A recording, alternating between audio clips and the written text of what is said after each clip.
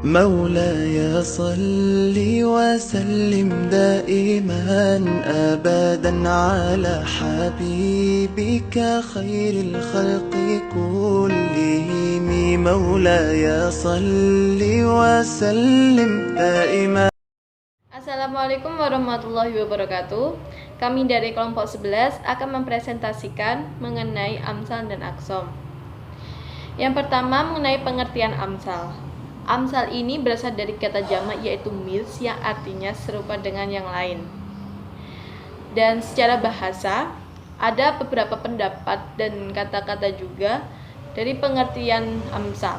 Namun saya mengambil salah satunya, yaitu amsal merupakan kata-kata yang dibentuk sedemikian rupa dan sudah berlaku untuk menserupakan sesuatu hal yang dipersamakan dengan apa yang dicantumkan di dalam masal.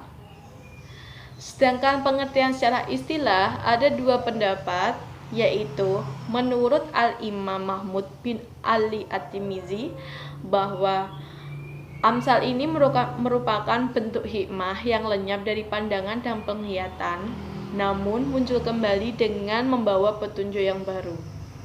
Yang kedua, menurut Dr.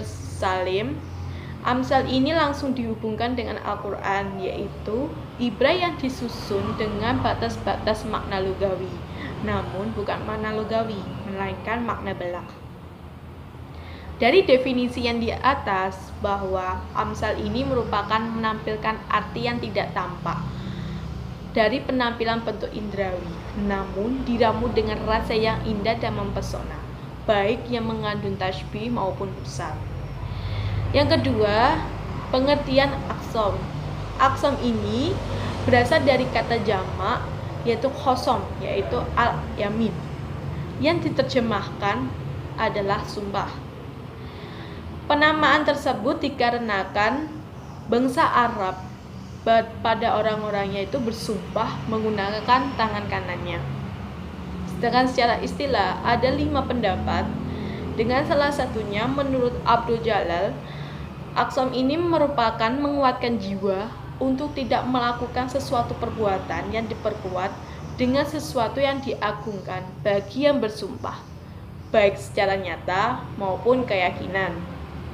Dari definisi yang di atas, aksom atau sumpah ini merupakan salah satu cara seseorang untuk meyakinkan dan menguatkan pembicaraan dengan maksud agar lawan bicara dapat menerima dan mempercayai perkataannya tersebut. Materi selanjutnya adalah macam-macam amsal dan aksam Al-Quran. Para ulama membagi amsal Al-Quran menjadi 3, yaitu amsal al-musyarohah atau al-hiyasiyah, amsal al-kaminah, dan amsal al-mursalah. Yang pertama, amsal al-musyarohah atau al-hiyasiyah. Amsal al-musyarohah atau al-hiyasiyah adalah masal yang diungkapkan dalam Al-Quran mempunyai kesamaan dengan kenyataan yang dialami oleh masyarakat dalam kehidupannya. Amsal al-musyarohah juga diartikan perumpamaan yang di dalamnya menggunakan lafal matsal atau sesuatu yang menunjukkan kepada pengertian lafal tersebut. Tasbih dengan menggunakan huruf kaf. Yang kedua, amsal al-kaminah. Amsal al-kaminah adalah suatu perumpamaan yang di dalamnya tidak disebutkan secara jelas, baik lafal tamsil, keadaan, sifat-sifat, dan tidak pula dijelaskan secara pasti mengenai saat terjadinya peristiwa. Tetapi, lafal yang digunakan adalah menunjuk kepada makna tersiratnya yang indah dan menarik. Yang ketiga, matsal al-mursalah. Amsal al-mursalah ialah kalimat-kalimat bebas yang tidak menggunakan lafal tasbih, tetapi kalimat-kalimat itu berlaku atau berfungsi sebagai matsal, yang mana di dalamnya terdapat peringatan dan pelajaran bagi manusia. Sedangkan macam-macam aksom atau sumpah dibagi menjadi 2, yaitu sumpah ada kalanya dhohir dan ada kalanya yang mudmar. Yang pertama, sumpah yang dhohir ialah sumpah yang disebut dengan jelas fi'il khosomnya dan ditegaskan pula muksam bihnya. Dan untuk menyatakan sumpah cukup diganti dengan huruf jar atau huruf khosom, yaitu ba, waw, atau ta. Juga yang termasuk sumpah yang dhohir yaitu sumpah yang berbentuk la nafi'ah yang dihubungkan dengan fi'il khosom. Sumpah yang kedua yaitu sumpah yang mudmar, yaitu yang di dalam sumpah itu tidak dijelaskan adanya fi'il khosam dan juga tidak dijelaskan adanya muhsambihnya. Sumpah tersebut hanya ditunjukkan oleh lam taukid yang masuk kepada jawab Saya khosam. Juliana akan melanjutkan materi selanjutnya, yaitu contoh dari amsal dan aqsam.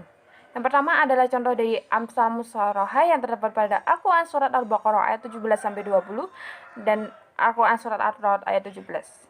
Yang pertama adalah Al-Quran surat Al-Baqarah ayat 17-20 yang berbunyi, A'udzu billahi minasyaitonir rajim. Bismillahirrahmanirrahim.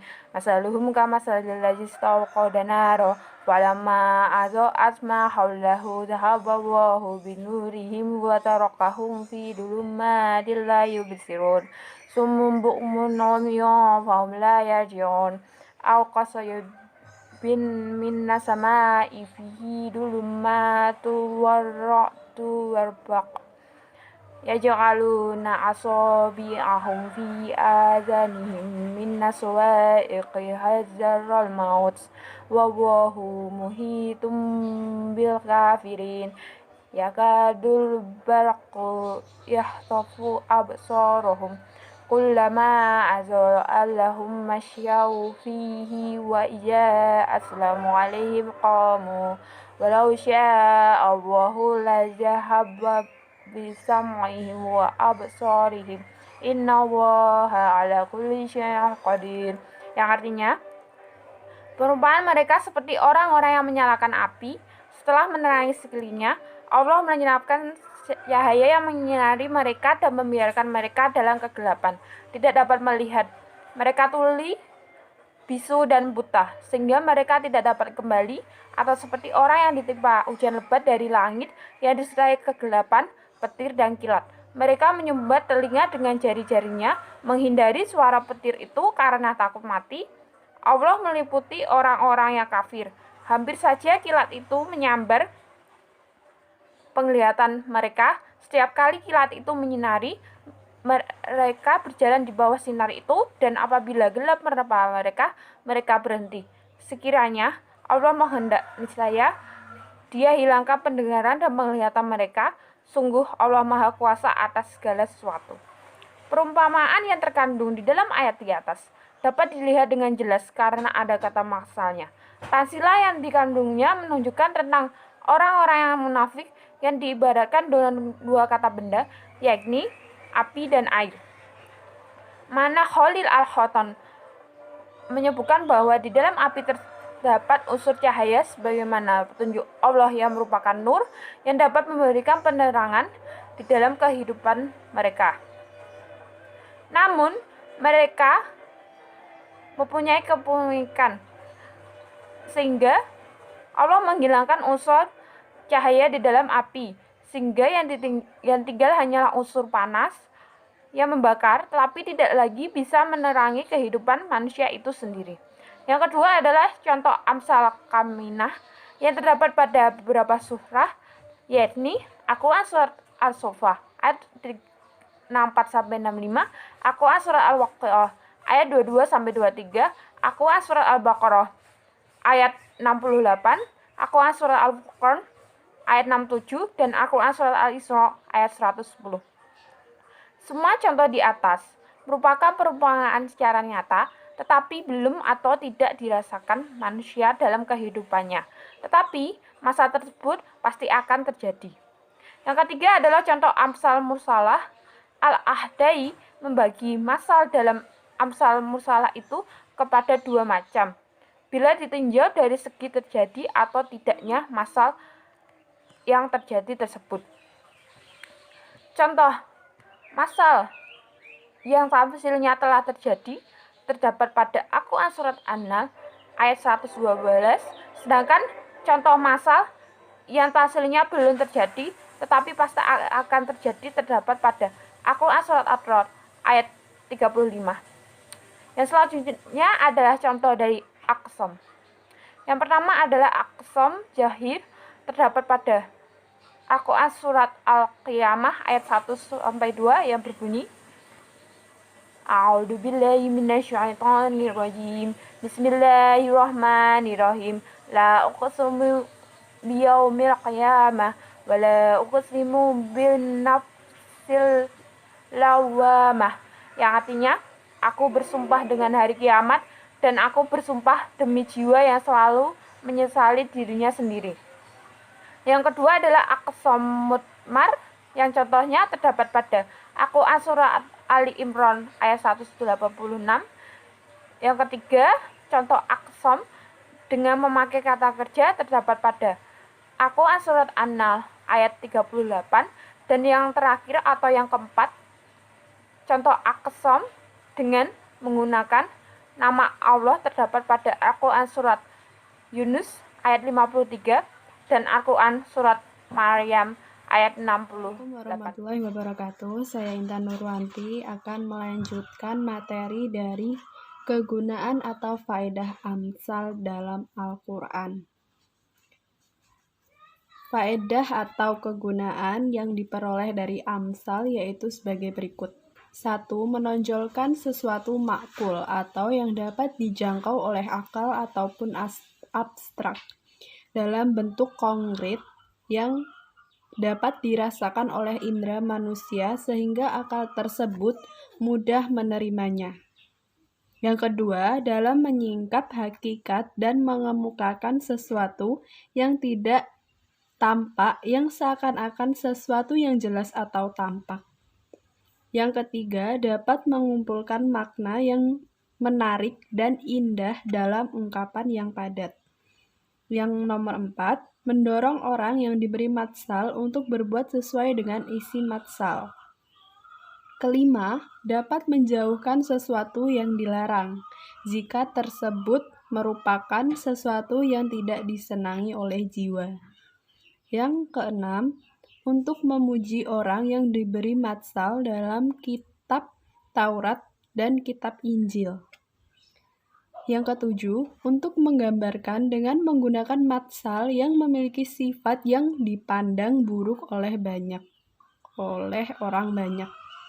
Yang kedelapan, amsal lebih berpengaruh pada jiwa yang lebih efektif dalam memberikan nasihat, lebih kuat dalam memberikan peringatan, dan lebih mendapatkan kepuasan hati. Materi yang kedua akan saya sampaikan yaitu kegunaan atau faedah dari aqsam dalam Al-Quran. Faedah atau kegunaan yang dapat dipetik dalam khasam Al-Quran adalah sebagai berikut. 1. Khasam dalam Al-Quran dapat dijadikan sebagai dasar yang kuat, sehingga untuk mempertahankan kebenaran dan melakukan apa yang dapat dibenarkan. Yang kedua, qasam. Dapat qasam yang hanya dibenaran bagi manusia dengan menggunakan nama Allah sebagai muqsambih. Yang ketiga, qasam dapat memberikan kepuasan dan ketenangan baik bagi yang melakukannya untuk menunjukkan kebenaran maupun bagi mereka yang karena meyakini sesuatu yang disumpahkannya. Yang terakhir nomor 4, bersumpah atas nama Allah Subhanahu wa Ta'ala atau sifat-sifatnya, karena kebenaran tersebut berarti telah memuliakan dan mengagungkannya. Hal ini berarti bahwa orang yang bersumpah telah melibatkan Allah dalam kesaksiannya.